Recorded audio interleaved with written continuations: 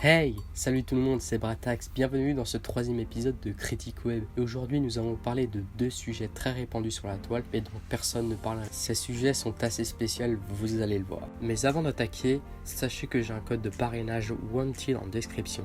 Et aussi un Tipeee pour me soutenir, ça m'aiderait vraiment à me lancer sur YouTube et Twitch. Et je vous remercie d'avance. Bon, trêve de blabla, on commence, allez let's go.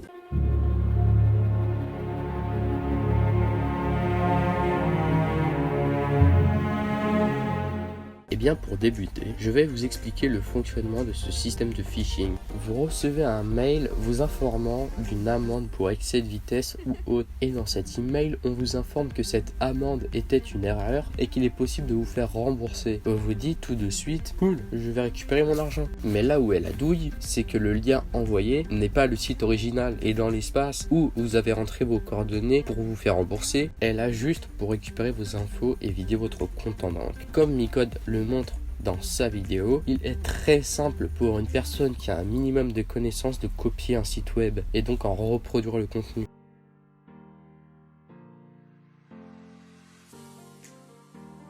Et ne croyez pas que ce site va vous rembourser, au contraire, et malheureusement même l'État ne vous remboursera pas. Maintenant nous allons nous attaquer au deuxième sujet, qui va parler de la fraude sur Snapchat. Des comptes Snap via leur story vous proposent de faire sauter vos PV. Et pour débuter, écoutez cet enregistrement. Cette fraude marche sur les réseaux sociaux, notamment sur Snapchat. Des rendez-vous sont pris, on donne rendez-vous donc aux clients. Ça peut se passer dans un bar de Lille ou de Los. La personne vient, on prend en photo son avis de contravention, on fait payer bien entendu parce que ça n'est pas gratuit. Et ensuite, le réseau de fraude s'occupe du reste. Est-ce que vous avez déjà vu ce genre d'affaires à cette ampleur-là ? Non, on a vu des personnes qui tentaient d'échapper au retrait de points en désignant leur grand-mère, mais c'était très ponctuel. Et aujourd'hui, là, l'ampleur est totalement différente, puisque nous sommes sur un réseau qui a fait peut-être plusieurs milliers de désignations frauduleuses. C'est national, concentré essentiellement sur la région Nord-Pas-de-Calais, mais pas que. J'ai des exemples sur Annecy. L'ampleur est vraiment considérable. Comme vous avez pu l'entendre, ce n'est pas nouveau en soi, mais comme le montre ce screen, il est très facile de vous retrouver par la suite si vous faites appel à ce genre de pratique. Et les condamnations sont très sévères pour ce genre de délit. Le fonctionnement est très simple à comprendre. Par exemple, Monsieur H et Monsieur D prennent contact sur Snapchat avec Monsieur Stop.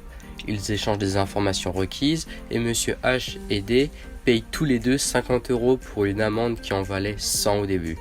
Monsieur Stop va faire une contestation en désignant Madame S en tant que conductrice de ces deux véhicules. Madame S se verra donc dans le but de payer 200 €. Et là où la justice a vu le problème, c'est que Madame S a prouvé par X ou Y raison qu'elle n'était pas là à ce moment, en vacances par exemple. Donc ce genre de choses peut arriver à n'importe qui, donc faites attention à vous. Voilà, c'est déjà la fin de ce troisième épisode de Critique Web. N'hésitez pas à vous abonner, lâcher un like ou bien partager la vidéo. Sur ce, ciao les amis.